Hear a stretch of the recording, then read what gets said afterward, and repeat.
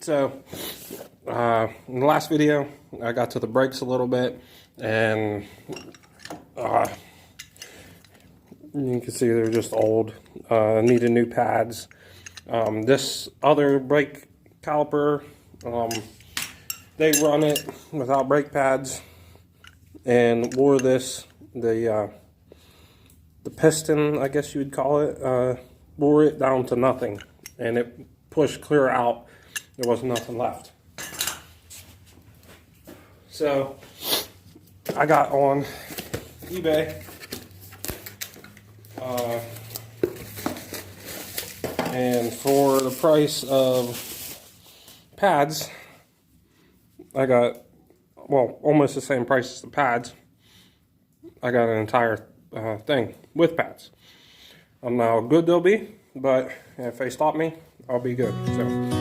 Alright, I'm going to go ahead and get these put on and see how they fit.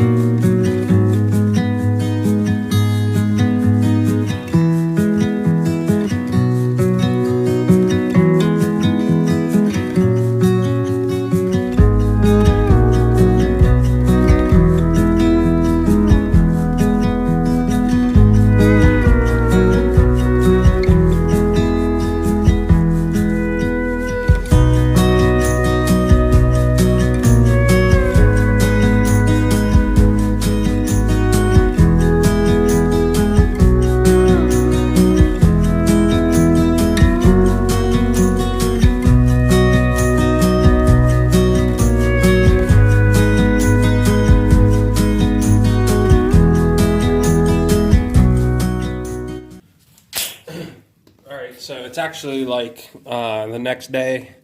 I was a little confused because this, I don't know what they was doing. Like I said, this four-wheeler was already messed with when I got it. These brakes was off of it.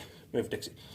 And so I was like, I was so confused. I seen, you know, this has just a bolt with some washers in it. And for some reason, I was thinking this other line went to the other side. So I bought two calipers, and here there's only one on these.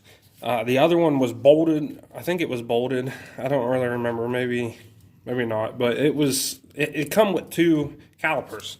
So I guess, let me see here. I guess. See, this is the one that's ate up. They run it without pads, and I guess maybe they just got a one off, like used off another four-wheeler.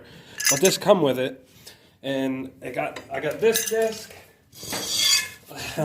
They come with another disc, so it just made it look like there was, you know, two calipers. So, but I guess not. One's for the handbrake, and one's for the foot brake. And I looked all over YouTube. I guess. Maybe that's not a very, you know, often asked question or something, but I couldn't find any information on that. And a friend, well, another guy that is on YouTube, TCM Outdoors, I asked him, and he said, yeah, there's only one caliper on most of them. So I'm going to go ahead and get this put on now that I know what I'm doing.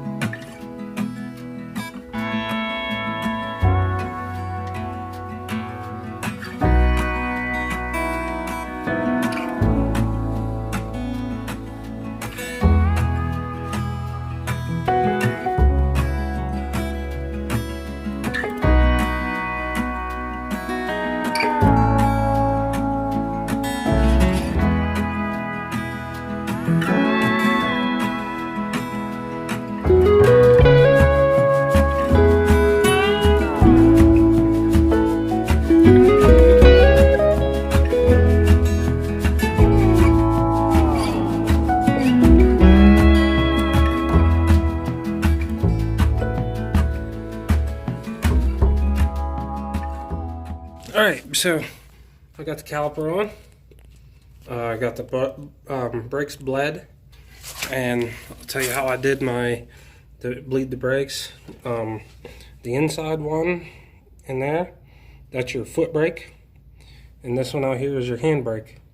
So to do the foot brake, you can reach around to there and push that down, pump it till it gets stiff, and then break this bleeder loose right here, and it is a 5/16. It's a 5/16 the bleeder nut there. And then for the handbrake, since it's further away, you can't really reach it and do that. So what I did is I'd come up here and I would pump this until it got stiff. And once it got stiff, I would hold it in. Obviously I'm holding the phone with this hand, but I would use this clamp here, squeeze it tight like that. Then I get back there, break the bleeder. Then come back up here, take this off, pump it till it gets stiff, and just repeat until you get all the air out of it. Brakes are good now, so I'm gonna take it for a little test just right here in my driveway. I'm not going anywhere. I'm just gonna make sure the gears and stuff work, because I just got I didn't want to go into gear without having brakes, because who knows, you know. But anyway, so if everything feels good, then I'm gonna go ahead and I'm gonna order all new bearings and bushings, and get this thing nice and tight and feel like a new bike again. So I'm gonna go ahead and take it and see how it feels.